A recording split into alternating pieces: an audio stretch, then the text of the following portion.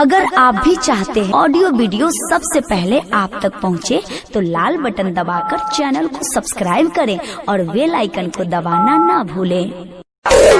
Music by Ambe recording studio Delhi.